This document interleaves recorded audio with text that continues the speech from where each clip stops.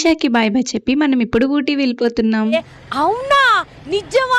సాయంత్రం వేళ ఊటీ వీధుల్లో విహారయాత్ర. టైటిల్ బాగుంది కదా. ఇవే తగ్గించుకుంటే మంచిది. చాలా మూవీస్ ఇక్కడే షూట్ చేశారంట, కానీ మనకి మాత్రం ఎల్లో లేదు. ఏం చేస్తాం. సరే తరలే, ఎన్నెన్నో అనుకుంటాం. ఇప్పుడు మనం పైన్ ఫారెస్ట్ లో ఉన్నాం. ఈ లొకేషన్ చాలా బ్యూటిఫుల్ గా ఉంది, కానీ సీజన్ అవ్వడం వల్ల క్రౌడ్ కాస్త ఎక్కువగా ఉంది.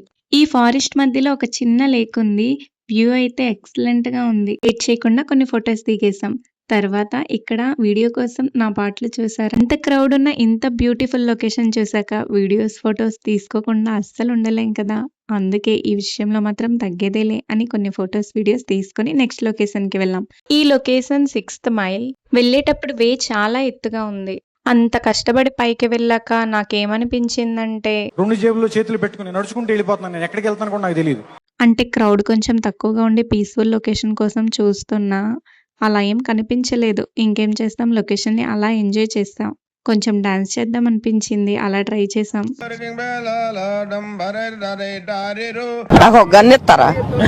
ఇప్పుడు మనం ఎక్కడికి వెళ్తున్నామో తెలుసా? ఫారెస్ట్ లోకి. అక్కడ యానిమల్స్ కూడా కనిపిస్తాయి. స్టార్ట్ అయ్యేటప్పుడు మాత్రం భలే ఎక్సైటింగ్ గా ఉంది, కానీ కాస్త దూరం వెళ్ళాకే అర్థమైంది ఇప్పుడు మేము ఫారెస్ట్ లోకి వెళ్ళట్లేదు, కొండపైకి ఎక్కుతున్నామని. ఆ వే చూస్తేనే భయం వేసింది. అయిందా? బాగైందా? ప్రతిదానికి ఓవర్ ఎక్స్ప్రెషన్. కొండపైన ఉన్న కుమారస్వామి టెంపుల్ కంట ఇప్పుడు మన ఈ ప్రయాణం. ఇంత నారో వేలో ఆపోజిట్ లో వెహికల్ వస్తే ఎలా డ్రైవ్ చేస్తారా అనుకున్నా, కానీ వీళ్ళ డ్రైవింగ్ కి హ్యాట్స్ ఆఫ్. నెక్స్ట్ ఎంతో ఎక్సైటెడ్ గా వెయిట్ చేస్తున్నా ఫారెస్ట్ లోకి వచ్చేసాం. వచ్చి రాగానే బోలెడన్ని జింకలు నెమళ్ళు కనిపించాయి. ఓ పులి కనిపిస్తే బాగుంది అనుకున్నా, పులి కనిపించలేదు, కానీ ఏనుగు కనిపించింది.